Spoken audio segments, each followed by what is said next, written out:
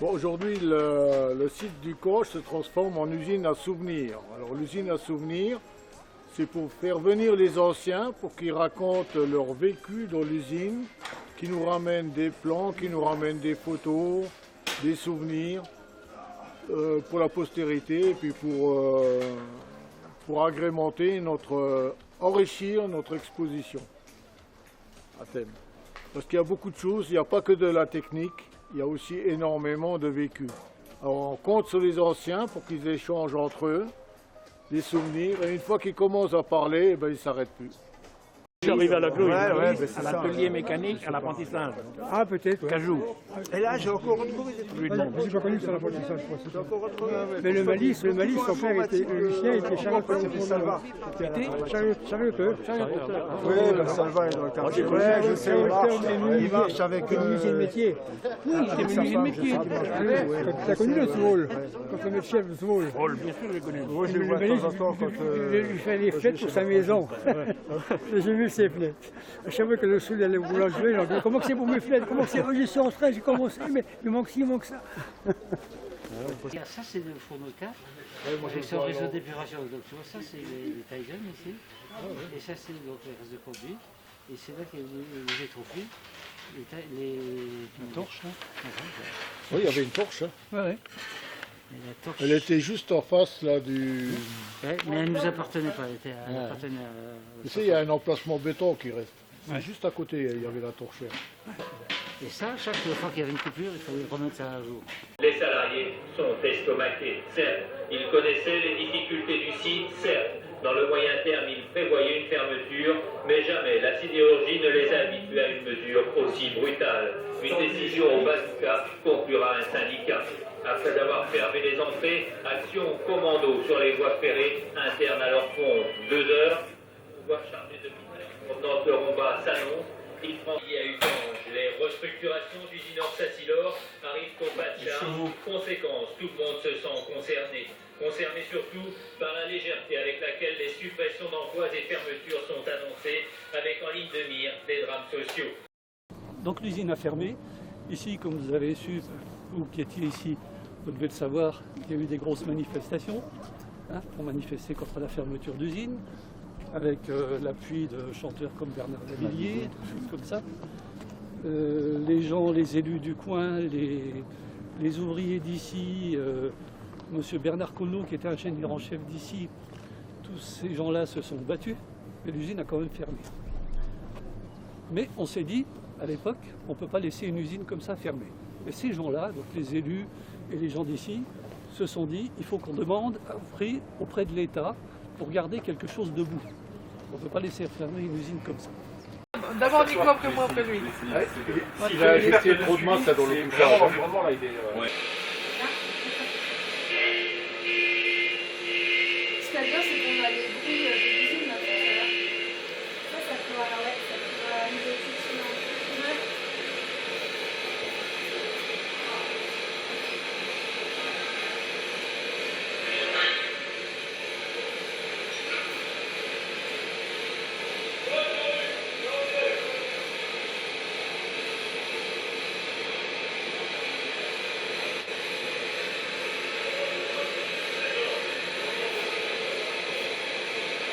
C'est pas des collègues de travail, on était comme une famille.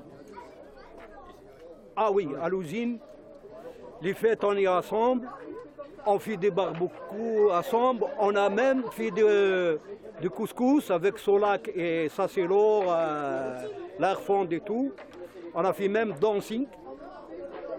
dansant au port, à la halle, bien nettoyé tout, et on a invité tous les usines.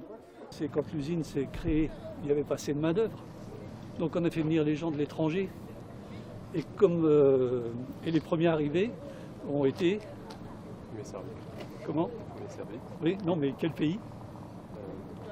Polonais. Italiens, polonais, comme dans les mines de fer. Ensuite, des pays de l'Est, au moins un grand nombre, bien sûr. Et ensuite, les gens du pays du Maghreb. C'est pour ça qu'on a une population très très mélangée.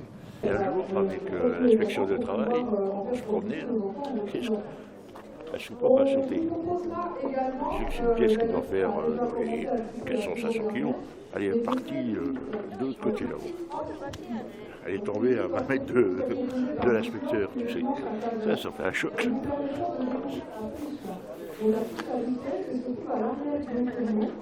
Ah, t'as les pieds. J'ai dit t'as les pieds. C'est là que on conscience du danger. Tu vois.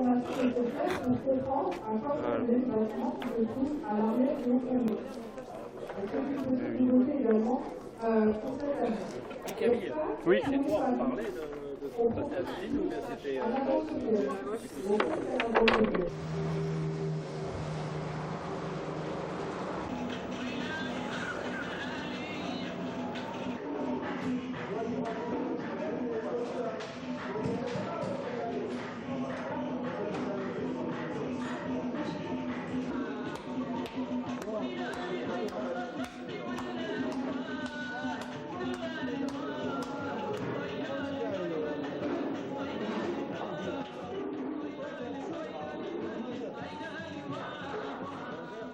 Ça, c'est un souvenir que je dis à ma femme, écoute, je pars, je vais juste discuter avec les copains.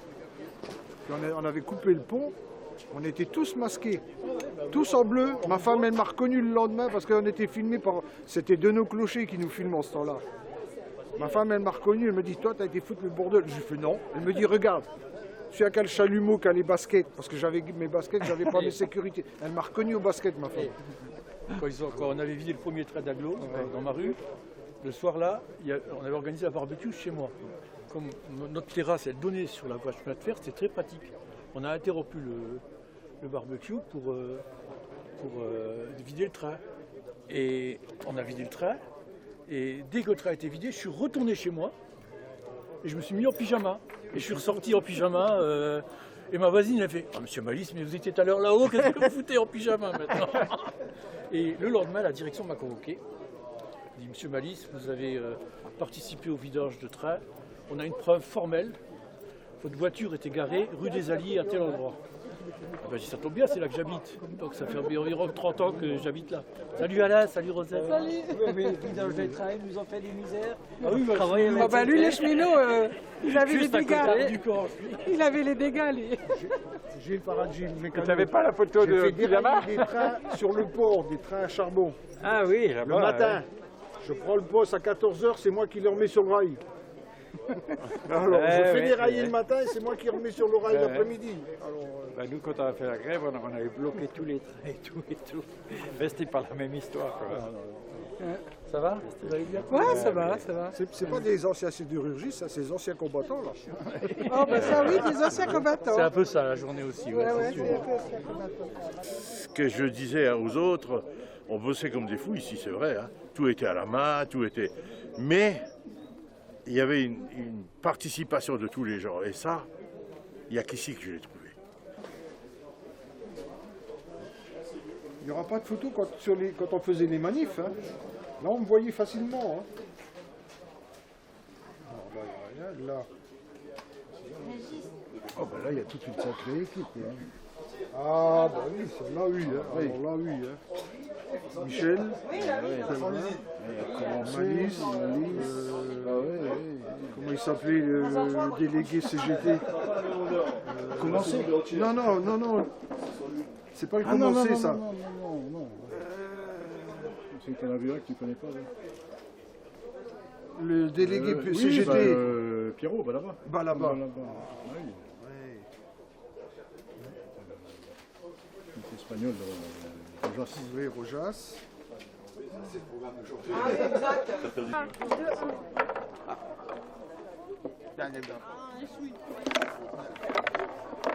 Perdu à personne.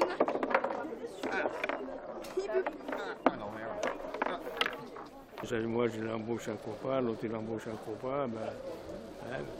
Mais avant, moi j'étais là, 30 ans, j'ai travaillé à Éconge.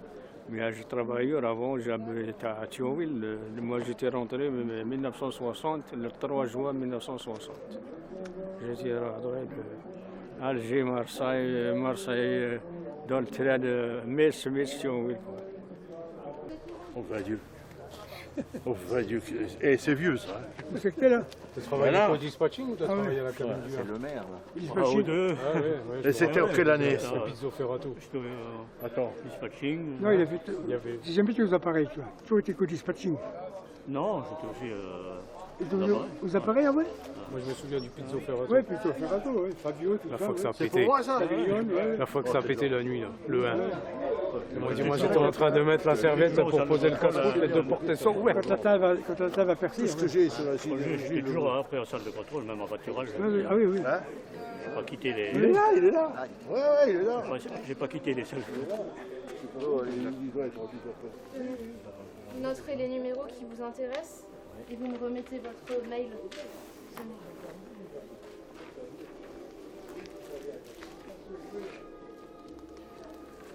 Capacité, moitié de forme et donc tout passer par camion directement de l'usine. Et même techniquement, les camions peuvent aller chercher et là, C'était en hiver, on démarrait le fourneau, Je sais que j'étais au on tournée démarrait le fourneau et les autres arrêtaient au fourneau. Oui, moi je faisais la tournée de gel. Oui. On sortait de l'atelier, on devait aller voir le grand Schmesser. Il y avait ici d'en bas sur le plancher de coulée. Avant, c'était l'adjoint à Schmesser. Je sais pas, 1085, je me souviens plus. Ça, c'est 85 ou 86. Oui. Vous notez les numéros. Comment il s'appelait, monsieur Prote? C'est une ancienne de la langue.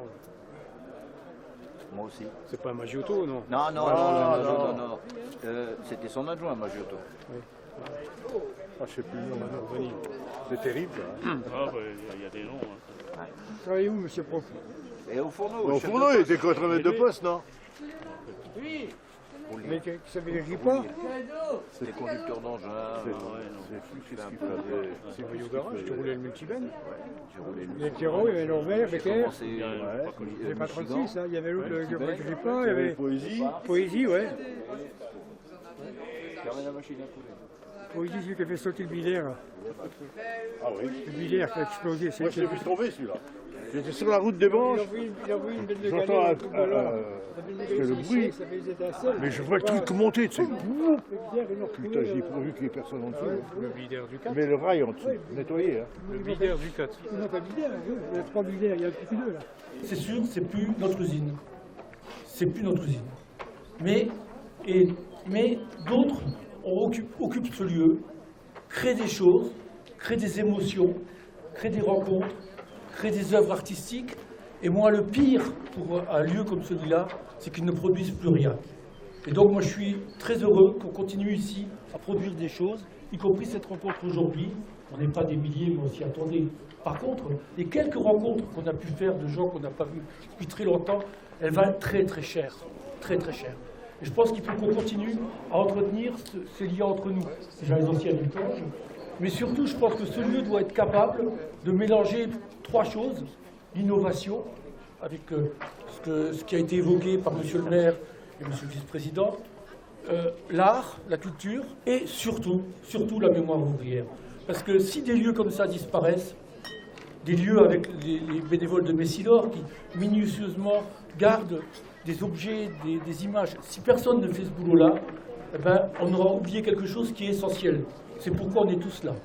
Parce que si on est là, pour beaucoup d'entre nous, c'est parce que nos parents, nos grands-parents sont venus de contrées des fois très lointaines pour venir travailler ici. Et si cette région est une région urbaine, c'est grâce à cette industrie et c'est grâce au travail des gens, de toutes ces générations. Et leur rendre hommage, c'est faire vivre un lieu comme ça. Et ce que je vous encourage, c'est à revenir, bien sûr. C'est d'aller convaincre les copains qui ont encore du mal à venir faire un petit tour. J'ai quelques noms aussi en tête et je vais continuer à les harceler pour qu'ils viennent. Et puis, continuer à faire vivre notre mémoire collective, c'est notre histoire à nous. Il n'y a pas de raison que d'autres la racontent. Il n'y a que nous qui sommes capables de bien la raconter.